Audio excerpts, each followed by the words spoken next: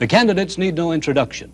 The Republican candidate, Vice President Richard M. Nixon, and the Democratic candidate, Senator John F. Kennedy. From Kennedy versus Nixon to Clinton versus Trump, presidential debates have generated special, sometimes career-defining moments, leaving an indelible mark on American politics. Almost always, every debate cycle I can remember, something happened in one of those debates that, despite the candidate, showed the American people something that they needed to know about the candidate. For Walter Mondale, it happened twice when he challenged President Ronald Reagan seeking his second term. Reagan wasn't really following his script very well, and he'd get into these speeches and he'd get lost in the middle of it. He'd forget where he's going. And the 2/3 of the defense budget pays for pay and salary, or pay and pension. And then you add to that food and wardrobe and all the other things, and you only have a small portion going for weapons. We don't get too many opportunities to see the candidates unfiltered and side by side and on live television without the mediation of journalists or without the handlers right there affecting how and what they say. Alan Schroeder is a journalism professor at Northeastern University. He wrote a book on TV's role in presidential debates, starting with the first one in 1960 between John Kennedy and Richard Nixon.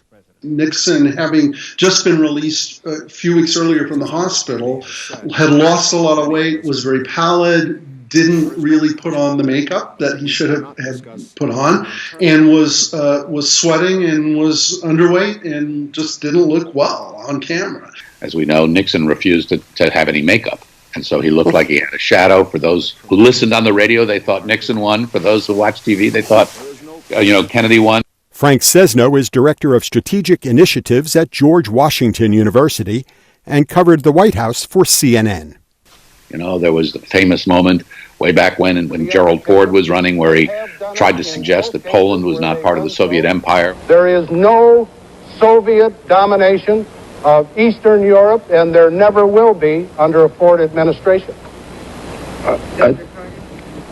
If you go back and look, the moderator is almost sort of speechless.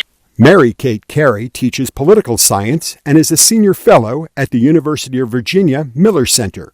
She was a speechwriter for the first President George Bush when he debated Ross Perot and Bill Clinton in 1992. One of the two of them had violated the rules, was going way over their time, and Carol Simpson was not enforcing the rules.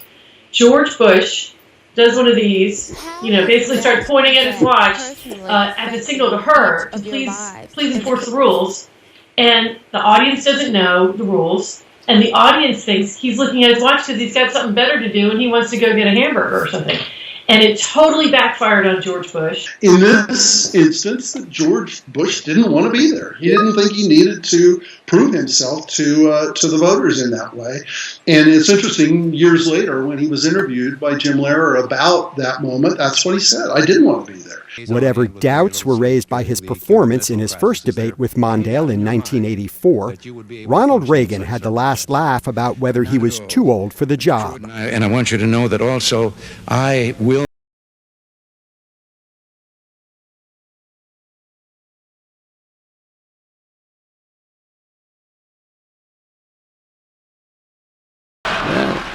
I was laughing about it because I thought it was a joke. At the same hand, I think he landed a blow there. It was pretty effective. And between my laughter, there was a few tears coming down there.